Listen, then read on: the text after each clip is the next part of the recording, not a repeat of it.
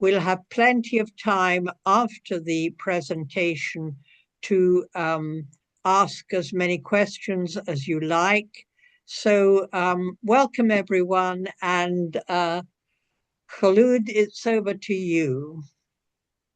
Thank you, Sheila, for the introduction. I'm happy to be meeting all of you. It's lovely to have the chance to be talking about a relevant topic and a hot topic at the moment, which is Yemen's conflict. So thank you so much for this opportunity, and I'm glad to be here. Shall we start? Yes, go ahead. Thank you. So today we're just going to talk a little bit about the impact on women and pathways to a feminist peace, and that is from inside the conflict of Yemen.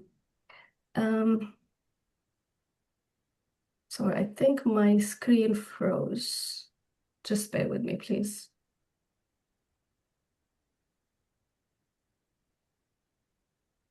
Yeah, can you see the slide now, right?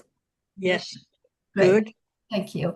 So first, I wanted to talk a little bit background wise on Yemen. So if we're looking at geography and location, Yemen is located in quite a strategic location, which makes it quite an important route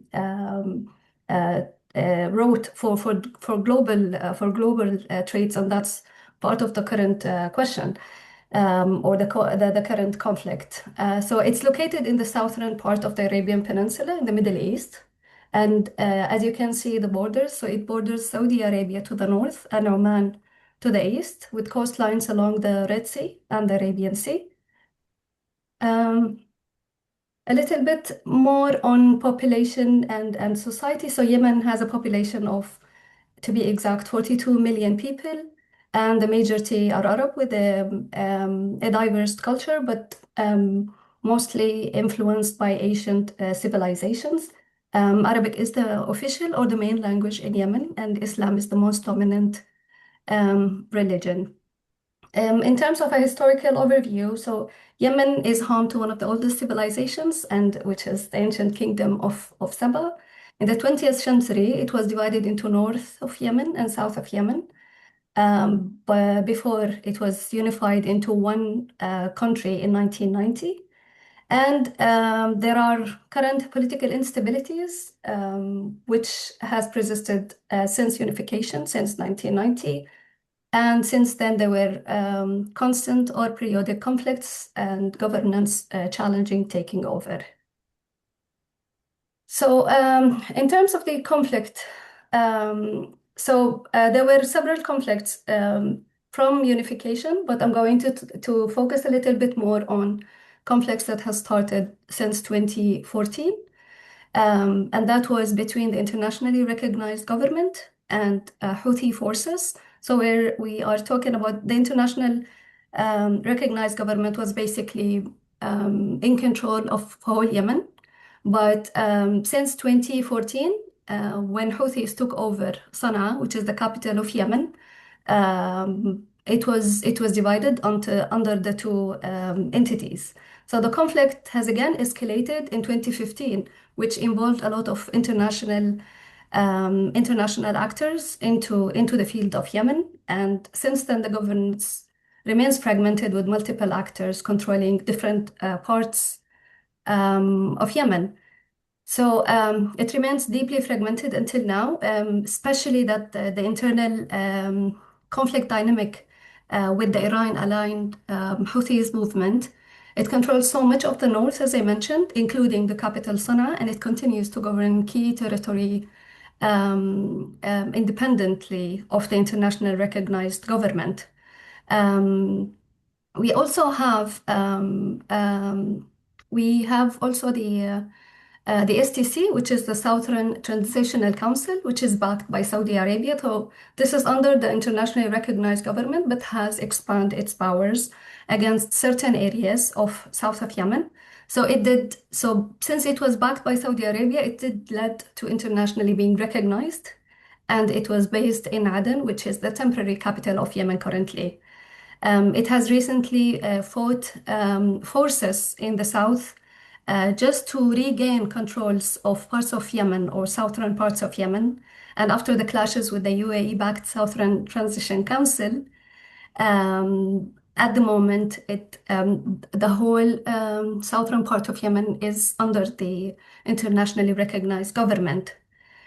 Um, in terms of the regional escalation and the Houthi involvement, so it was that the conflict has increasingly intersected with broader Middle Eastern war between Iran and United States or Israel. So in late March 2026, Houthis launched missile strikes towards Israel, signaling their willingness to support Iran's war effort, which makes a significant escalation, moving the Houthis beyond internal Yemeni conflicts towards active involvement in regional conflicts. And it's a development that has raised international concern about Yemen being drawn into the border war. And to highlight, the current involvement of Houthis is not being backed by the internationally recognized government. So that's a complete separate action that is not being welcomed by the other parts of Yemen. So despite these strikes, the group has publicly stated that it currently does not plan to block Bab el-Mandab Strait. But yeah, we can see. I mean, it's a strategic Red Sea shipping route, but we will understand more, I think, in the coming time on how would that evolve. There were diplomacy and international responses. So the UN Special Envoy for Yemen has warned that Houthi involvement in wider Middle East war can hinder the peace efforts and deepen Yemen's instability. As there are ongoing diplomatic efforts in the region, including proposed talks hosted by countries like Pakistan that aims to de-escalate the broader conflict, but Yemen's situation adds a bit of complexity to the negotiations. I think I will talk a little bit about the humanitarian impact in a bit. Please excuse the delay in the slides coming up to you.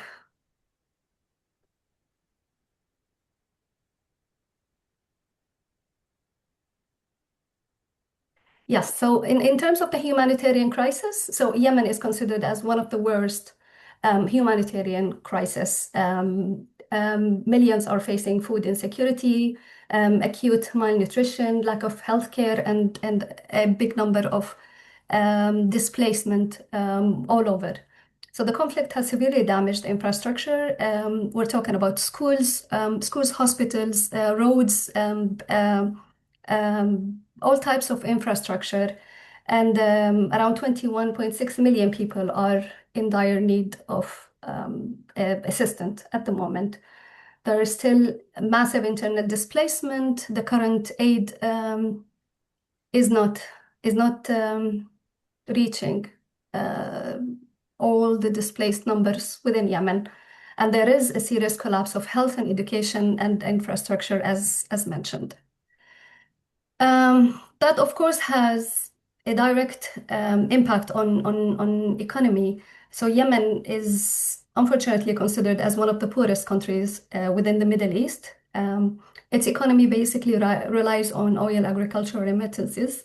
An ongoing conflict has caused the economic collapse to add additional level of challenges, including high employment and currency instability until the moment.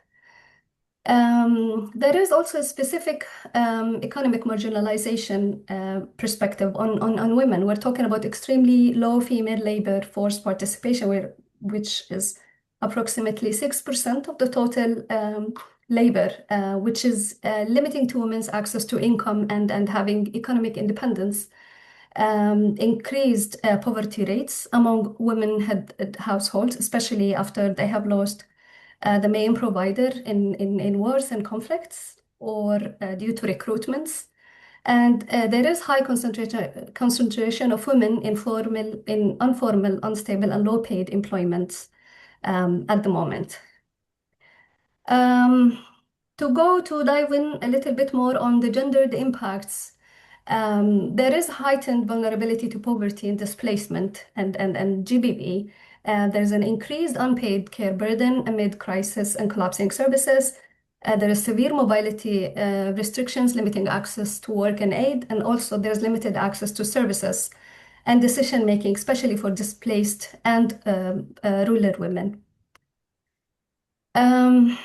In terms of gender-based violence, GBV, it is unfortunately widespread, normalized, and under-reported in Yemen. We're talking about over 6 million women and girls in Yemen are at risk of GBV, and which is driven by conflict, displacement, and economic collapse.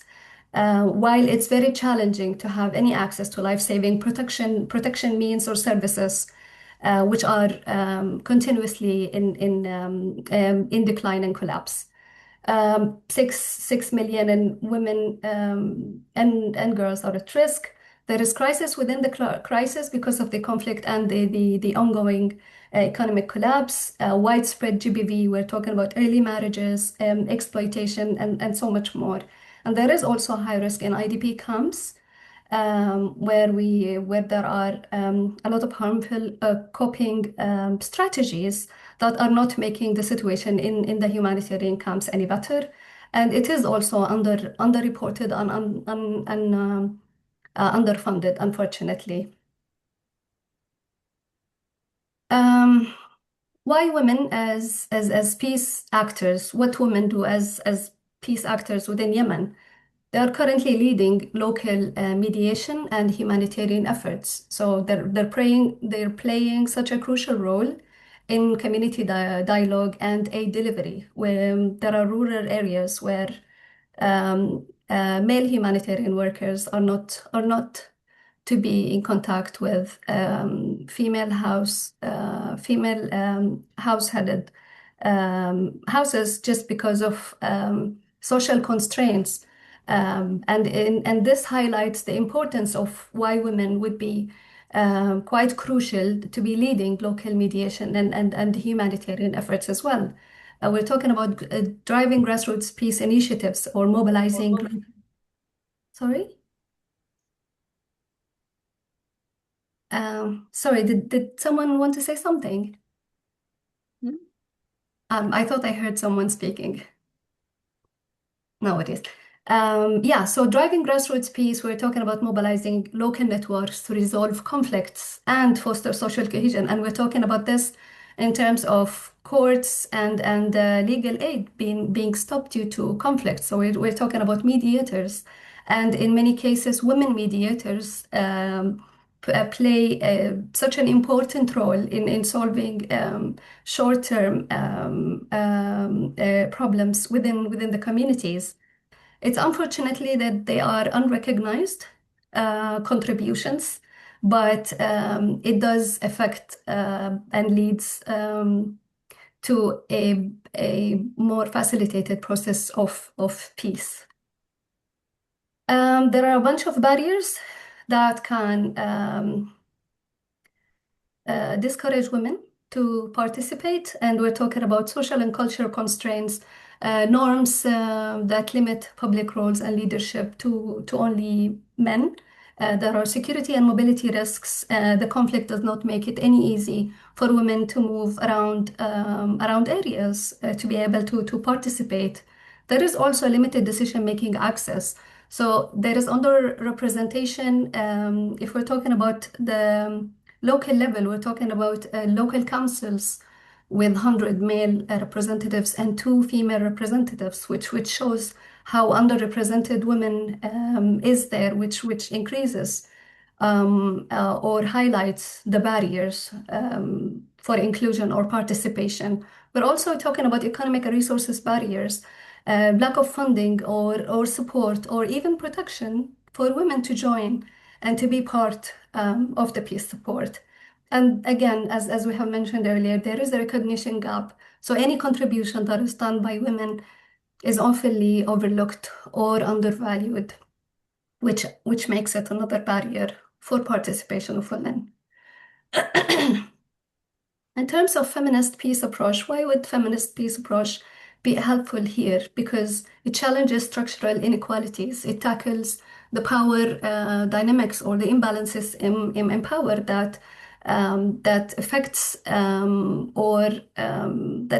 can affect conflict and people who are harmed by the conflict in many ways. It also centers women's voices and lived experiences, so it recognizes all the perspectives and the everyday realities of women which are not being captured because in many of the ways other approaches can be driven top to bottom approach which does not confirm that you are including women voices in the process. The feminist peace approach is also aligned with the women, peace and security agenda. So it does support inclusion, protection, and empowerment for women. Moving on to pathways to feminist peace. Pathways to feminist peace would ensure that there is meaningful participation, which means women from all levels are included in the decision making and the peace process. There are funded women-led initiatives, so it does provide resources and support to strengthen grassroots and national peace efforts, and also it integrates gender perspective. So you would make sure that there is accurate gender analysis or equalities in all the processes of the peace process. In terms of policy recommendations, so there are a bunch of recommendations that can enhance the situation and can enhance the inclusion or the participation of women in the peace process. It is to increase flexible long-term funding, support sustained and adaptable resources for women that can lead to peace initiatives. It's also recommended that we need to institutionalize women's representation and guarantee that they are included in all levels of all the way during conflict and peace solutions, and also to strengthen the GBV or the gender-based violence prevention and responses, especially within conflict context. So we're talking about building systems that can protect women and address the GBV issues at all levels and at areas where accessibility might be an issue.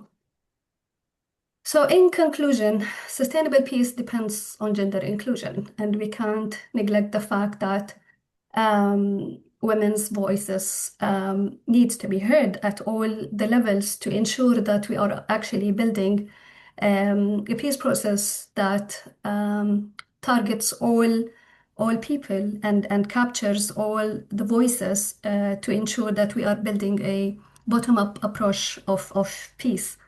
Women as agents of change, so recognizing their leadership as leaders, which is quite challenging at the moment in Yemen. So we're not just identifying women as vulnerable and independent or dependent people. Feminist peace drives transformation. So we're tackling root inequalities for lasting issues in all through the process. I think I am pretty much done, but I am happy to hear any questions or comments from your side. And thank you for listening to me. Great. Thank you very much indeed. Lots and lots of things to think about. But I'm still in a little bit of a quandary about one or 2 points. Can I start the questions by asking first, in this Middle East area where oil is the main economy in a number of countries, it looks as though Yemen hasn't got anything to help its economy to be strong and to give the possibility of women's progress. So could you answer that? And the second one is this conflict between the internationally recognized government and the Houthis. Could you outline something about what that's about and why it has erupted and so on? Yes, thank you so much. So, in regards to your first question, and I think the main reason for Yemen not to be benefiting from its own resources is due to corruption. And do you hear me well? Sorry? Sorry, can you hear me, Sheila? Yes, we can hear Ah, you yeah. fine. Okay. Okay. Thank you. So yeah, it's one of the main issues currently is because of fragmented leadership. Um, Corruption is at its peak, and Yemeni people are facing multiple challenges locally. Another example would be fish stock, for example. So Yemen depends so much on fish stock within Yemen, but because it is mainly being prioritized as an export, it is at its peak prices now, making it quite difficult since it's one of the basic food intakes for people. So I would say it is basically the same about oil due to corruption. The prices of oil is getting expensive on the Yemeni people, and because of international agreements on oil exporting, it's making it a challenge for Yemen to have a breather in terms of economy. Yeah. Right. I think in terms of your second question, you were talking about how is Houthis involved now with the current situation with Iran and what tackled that. Am I correct? Well, yes, yes. Okay, so it goes a little bit back to being Sunnah or Shi'i supporters. So we're talking about Yemen has two Islamic fragments. We're talking about Sunnah and Shia, and Houthis are taking over the northern part, which is mostly Shia, and Iran is Shia as well. So they're allies in more than one way to help, and especially with what's going on in Gaza. Houthis are taking the leadership in trying to make anything better for Gaza, especially with everything that's going on. So they seem to be supportive of the case of Palestine and supportive of taking an action in any way, especially since Bab el-Mandeb Strait is under their control. Mm. I hope Thank that you. answers questions. We've now got questions from Jenny and then from Nicola. Jenny? Yes, thank you so much for this, Khulood. It's really interesting to hear this. I'm wondering if women, girls' education goes on into university level. I mean, I know yourself, you've attended university, but I don't know I can't remember if you attended university in the Yemen. And so I'm wondering if girls have that sort of opportunity to sort of so that they are prepared to do jobs when the opportunity arises. And also, is there any difference between the availability of university education for women in the north and the south? Does it vary? Sure. Thank you. That's such a great question. So gladly, there are a lot of universities within Yemen. It's all about access. So if we're talking about the north part, where there are a lot of rural areas, it is limited for women to proceed to universities and sometimes to high school. It really depends on the cities, the access to it. I would say it's absolutely not 100% that everyone has access or has a university close by or have a social norm that accepts women getting into universities. And as you mentioned, yes, it's quite different from north to south, um, um, especially because of Houthis taking over since 2014. It was a bit challenging for women to join universities. There are still ongoing universities, but there are universities that have shut down or have been shut down by Houthis because they don't believe in their agenda or they have requested so many changes on the curriculum, which does not fit the university's plan. So yes, there are, but there are a lot of challenges, and there are areas that those challenges can actually mean you cannot proceed until even high school for women. Yeah, thank you. Thank you. Nicola?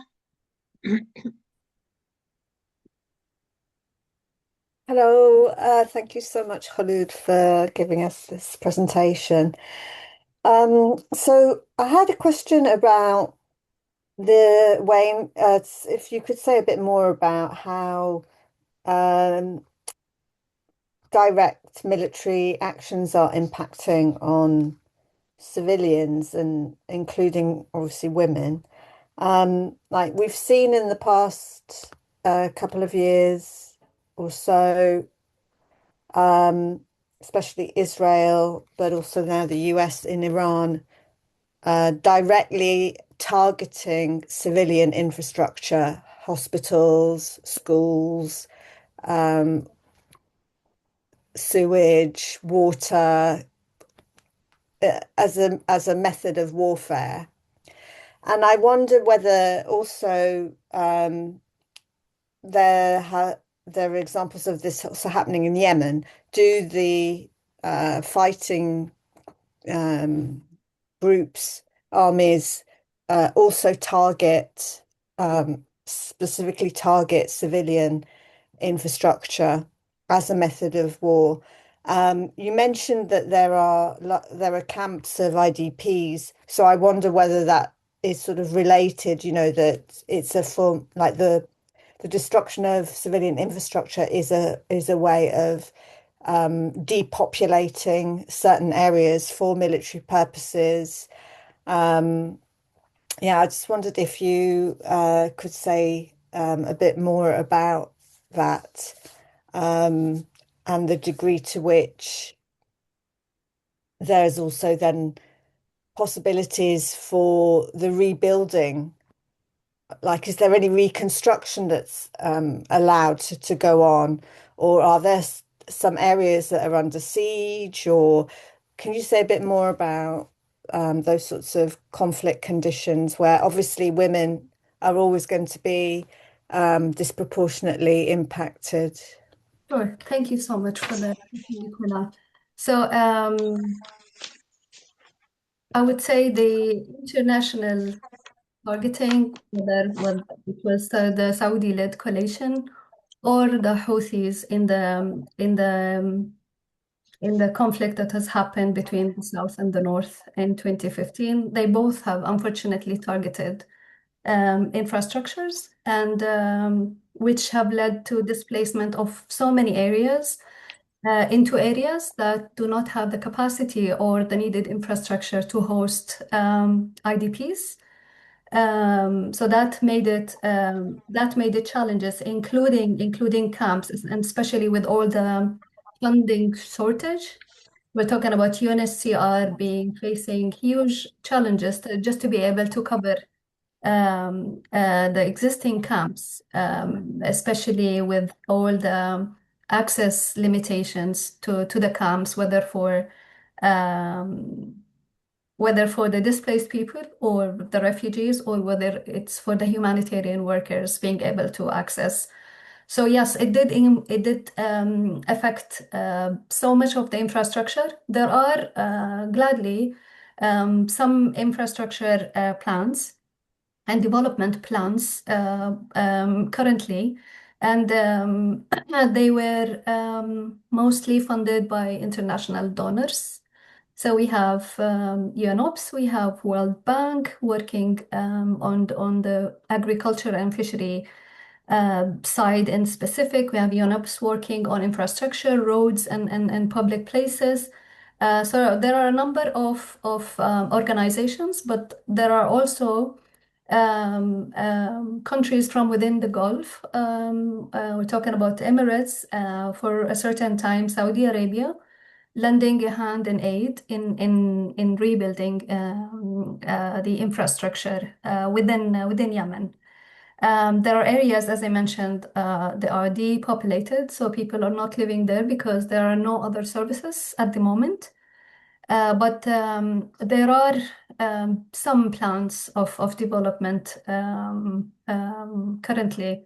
It unfortunately have impacted so many schools, and the schools were basically housing for displaced people right after the conflict. So we're talking about displacement after displacement for women, and which added another level of vulnerability to women and children who are fleeing from one place to another because of the conflict.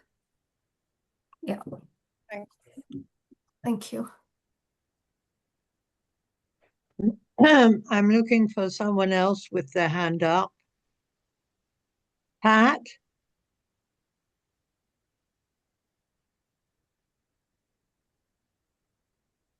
But I'm afraid you're on mute now.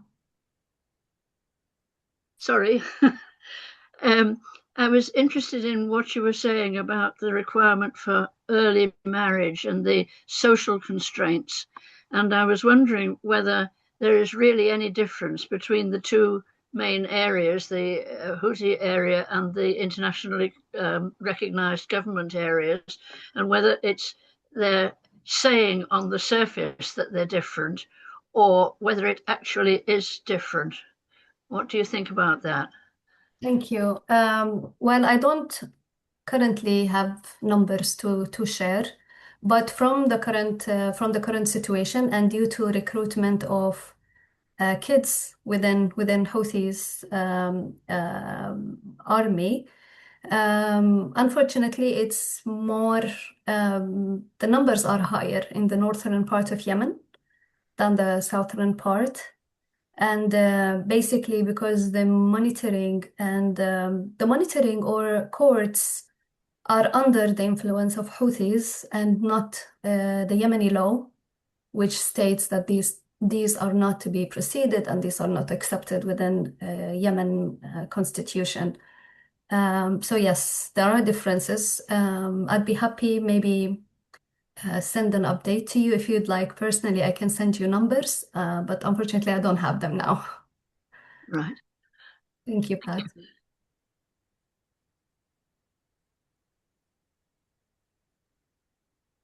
Someone, Jenny again? Yes, sorry, I'm just wondering all sorts of things. Do you have a form of conscription in the Yemen? And I'm guessing that if you do, that it's possibly only for males. I'm sorry, I didn't get the question. If you can say. Do you have conscription? Are people, young men obliged to take part in military training and military activities in the Yemen? Yes, so currently both women and men are Oh, taking part. Yes, so we have a group in the northern part of Yemen. We have a group of, they're called Zainabiyat. So they are basically part of the Houthi army, and they are being recruited. However, on the southern part, it's just at a police level that they are recruited as part of the of ensuring peace within the local community, but not directly being recruited as army. mm, Yeah. all right, thank you. Thank you. So actually, following on from that, when the women are recruited in the north, would they currently be expected to fight? So they are doing internal fights and raids into houses. Oh. So they are part of that, and they are being trained currently, and so they haven't been like on the borders or anything, but internally, locally within Sana'a or the northern part of Yemen, they are. Mm. Thank you. Thank you. Can you say something about any women's organization within the country? I mean, you said quite a lot at the end of your presentation about the need for women to have a greater role in have a voice in political decision and so on. What's the state of play with women's organization within Yemen? So the good thing is that it is an increasing number of women-led organizations within Yemen. It's unfortunately being very challenging for them to continue and to keep going because of funding problems. But they were quite active in terms of policy recommendations and women and peace security agenda. It's unfortunately not at a very high level, although recently we have had, and for the first time, a number of women ministers within Yemen. It is still quite new, so there is um, nothing to present about now at the moment because it was quite recent, but that's a great achievement to be part of such a higher role. And I think with that being involved, it will encourage and empower the women-led organizations to be of more of an active role and also have a local funding when possible.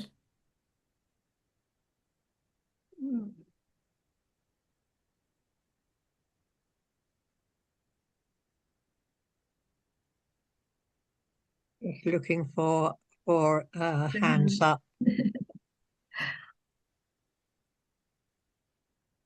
Can you say now something about the role of Yemen in the current situation in the Middle East, in the war, and the alignments of the different countries?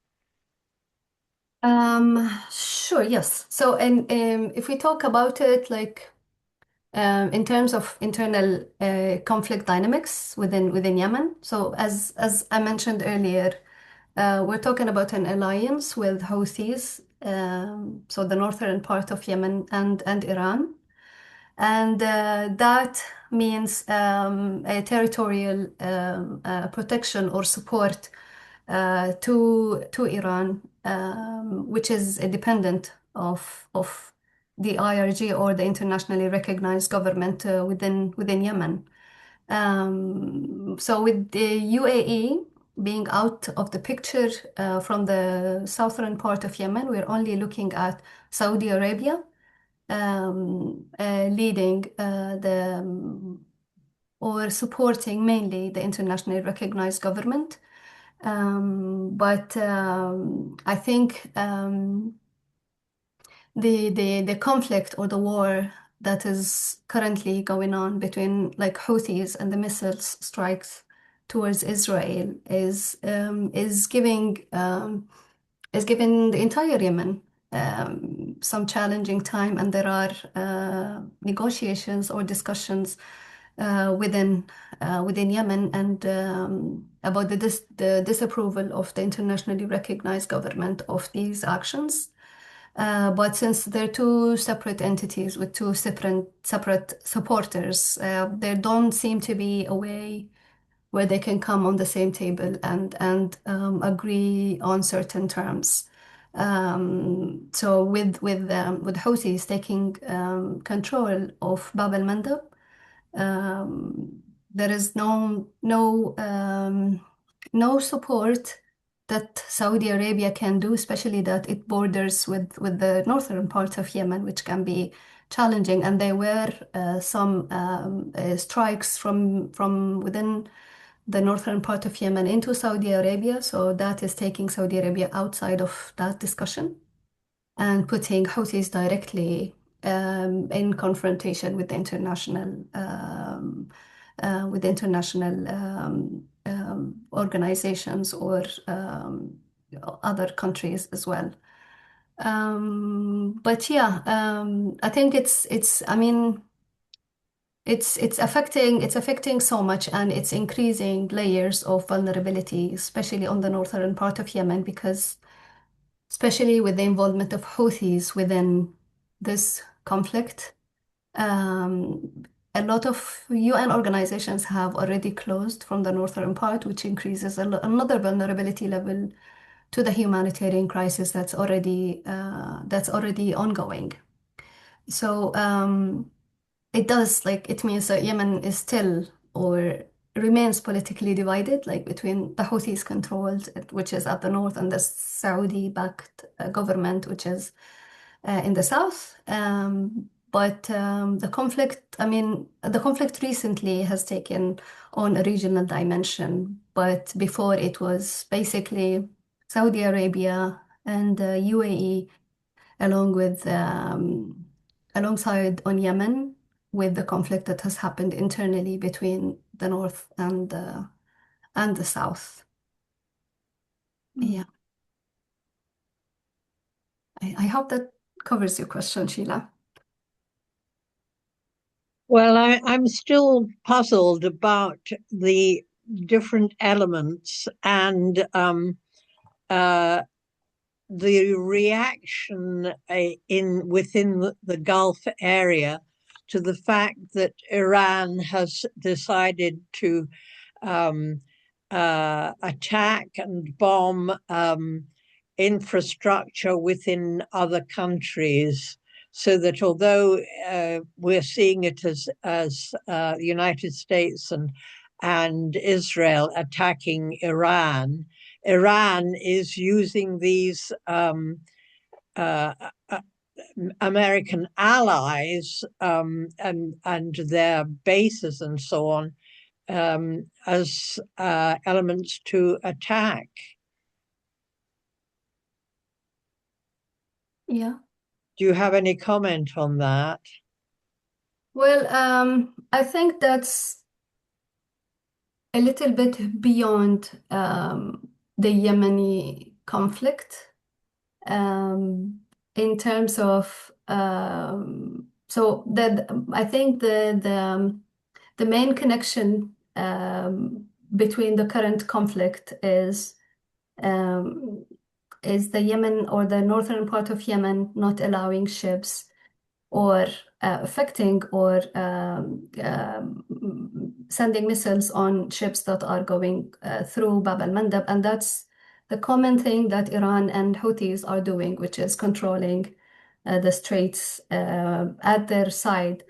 But in terms of Iran and the rest of the Middle East being affected, I think it's more complicated and has so many factors into play. We're not talking about only Islamic fragmentation between Sunnah and Shia, but it is in some places a core main reason for that. But I think it goes beyond that and goes to the fact that Iran and USA had a very long history of negotiations of peace that doesn't seem to be working. But yeah, I mean, it's affecting the Middle East. It's affecting us everywhere, I think, especially in terms of prices, which are increasing in a way that we can't think of now, but maybe we'll have better vision on that. We're talking about resources that will not be passing anymore, which will make it challenging, especially with all the economic challenges that we do have at the moment everywhere. So I think it's more complex in terms of what's going on between Iran, its allies, problems all within. Thank you. I see in the chat there is this question. Do you notice a more peaceful approach in the armies that have women as opposed to those that only have men? That's a very good question. So it's because we have the armies in the northern part of Yemen, and unfortunately, we don't have so much information into that because it is not allowed to have reports produced based on what's going on in the northern part and in the armies, and especially that it is recognized as a militia, so that does not give access to any international organization to be able to understand more on that. But unfortunately, I don't have any data on how is it going because at the other part of Yemen, we don't have women in the army, so there is no comparison. But I think from at least from stories we hear about women in prison or the home rates of women army, it doesn't look very good, unfortunately, because it's still under the same agenda of Houthis, which is not very human-like. Yeah. But thank you for the question, Monica.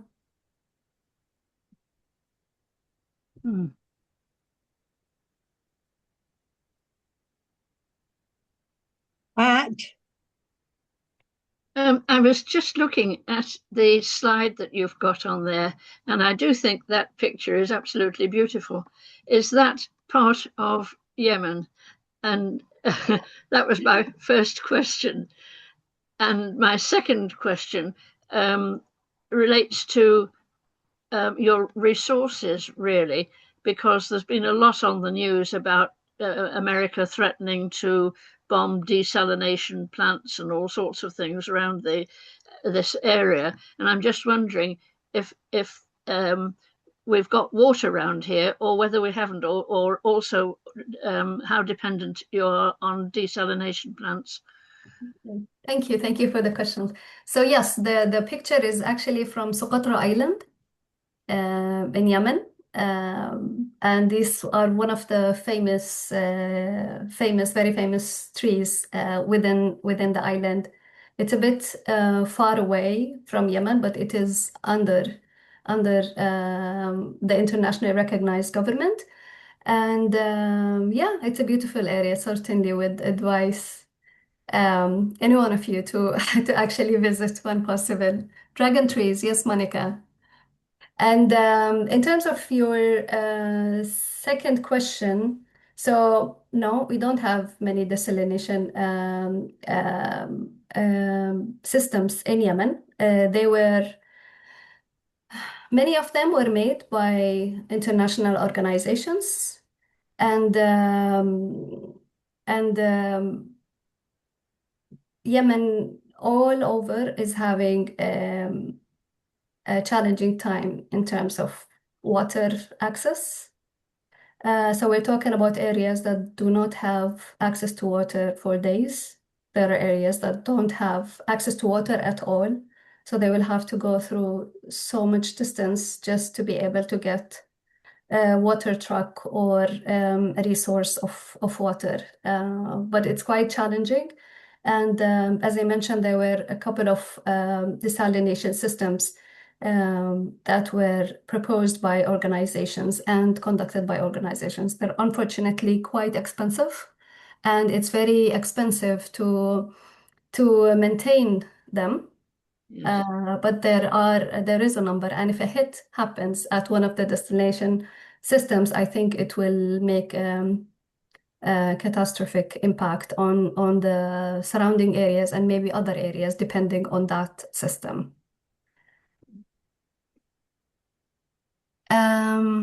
Monica, yes, you can actually visit, and it's best to have a local guide because it's a bit of a difficult area and it has a lot of military presence. So it's always advised that you have a local guide. Yeah, thank you.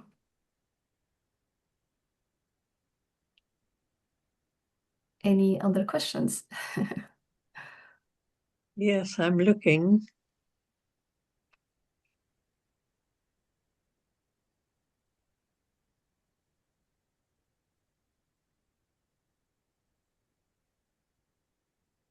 I don't know whether you feel you've got any insight into the development of this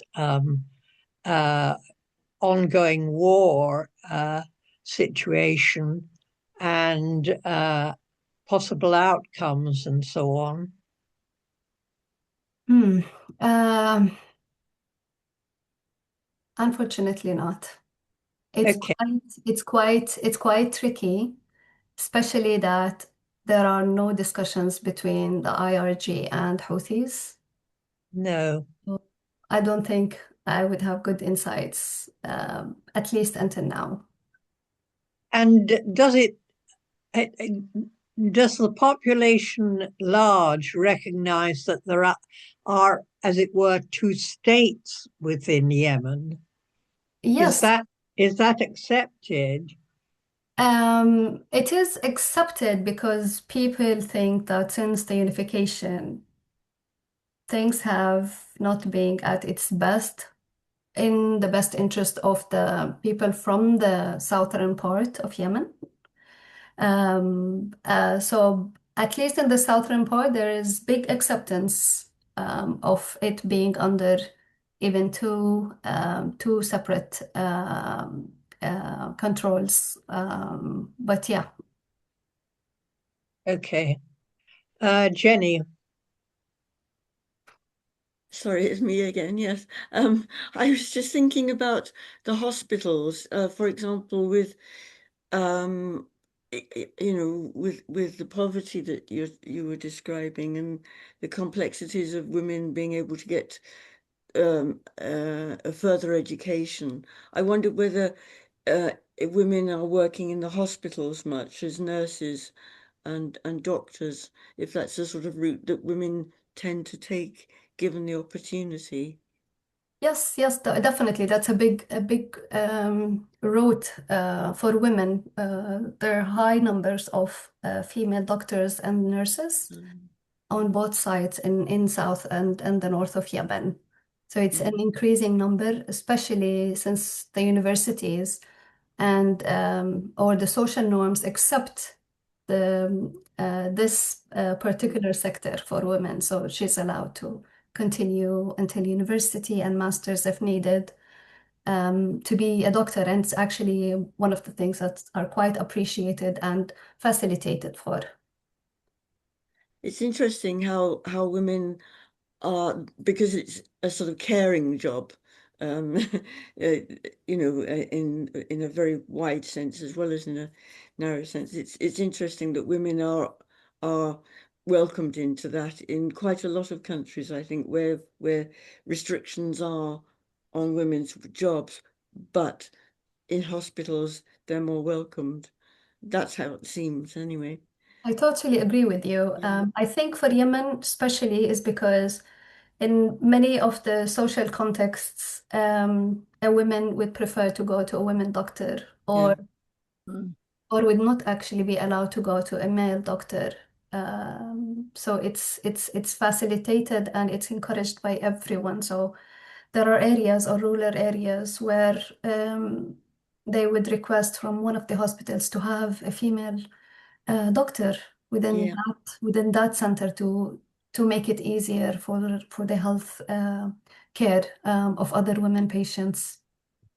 And Yes, I mean, so does it many. work the other way round? Are women allowed to treat men in a medical situation? Yeah, they are.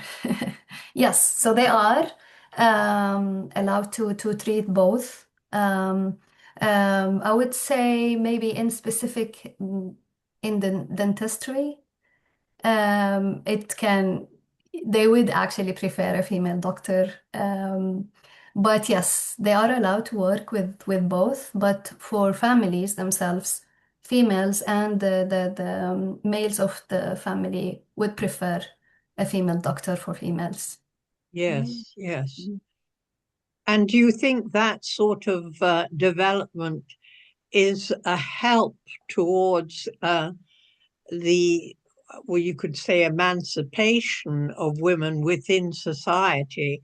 I mean, you mentioned that there were a couple of women ministers now in the main government. That those women must have come through the system and been accepted at different levels before they came to government. Do you see that as something that is developing now? Yes, yes, definitely. Especially with now female ministers, I think it's something that would encourage other females to proceed higher rankings in where they are working. It will also encourage families to be accepting of more of leader roles for women. And I think part of it also would entail that since it's a female minister, she would put as one of the main goals is to encourage other women to proceed and to take active parts in leadership. So yes, it's a very positive thing that shows a good progress in terms of development. Good. Thank you. Thank you. It's interesting that I mean, in this country, when after the Second World War, women worked often in this country during the Second World War because the men were away fighting. And when the men came back, the women were expected to go back home. They didn't. The men wanted those jobs back again. Thank you very much. Yes, no, that's a great point because I have seen this so much in especially in the humanitarian sector. There will be programs that target women headed households. Yeah. With husbands who are involved in the conflict or the military. And once they are back, they would ask the female to stop that participation. Unfortunately, some would be actually encouraged for them that now they have a second source of income. But I think it also depends on how the organizations include the male headed household once they are back into that programming to ensure that women can continue participation. Yeah. Yeah, interesting. It is.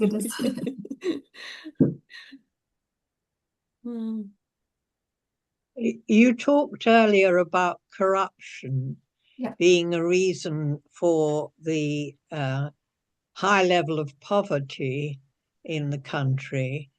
Is there any movement against that? Is there any development there? Movements, yes. So what has triggered, like in 2010, there were a movement about changing the president, Ali Abdullah Saleh, the past president. And that was because of high corruption rates, lack of employment opportunities, and all of that. Unfortunately, it's not faced. So these are peaceful marches, but they were not treated in a peaceful way. So that kind of disencouraged people to be able to really talk about their problems and require solutions. So that's where the mediations come active. So there will be community leaders who are quite heard and would hear all the problems and communicate them to the local council to look for solutions. Is there development in that? I wouldn't say there is much development in that perspective. But there are still a lot of demands and discussions within the local community.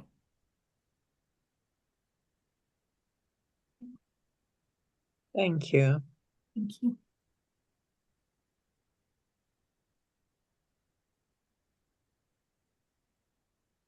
Well, now plenty of opportunity for people to ask questions and develop their own thoughts about what we've heard.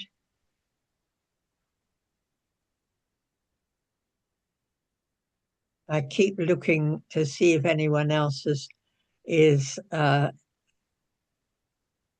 their hands up or interested in speaking.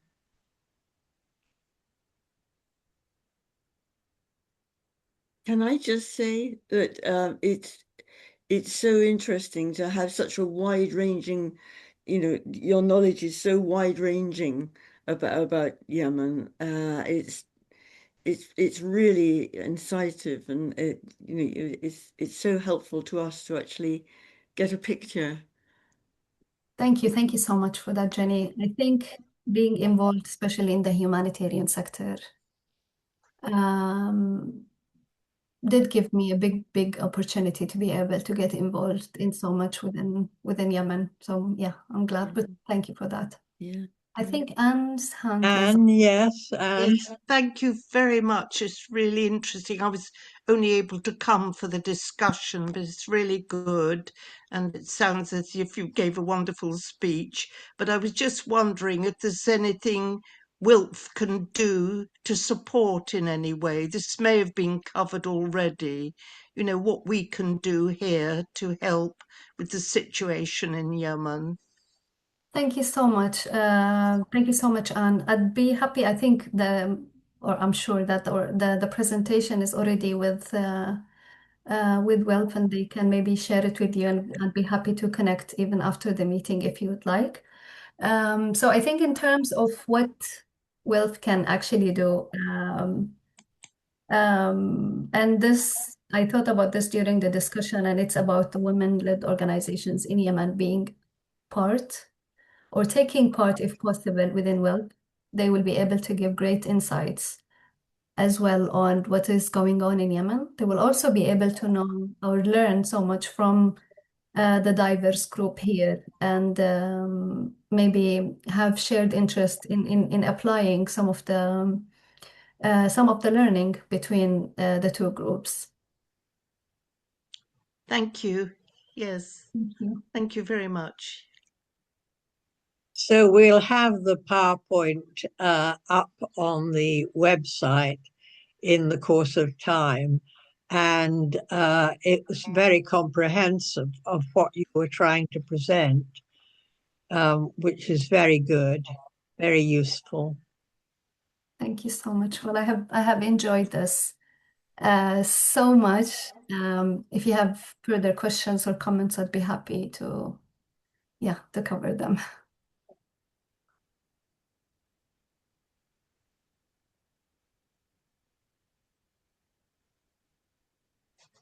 Well, if there's no one else who wants to ask anything of Khulood, we can thank her and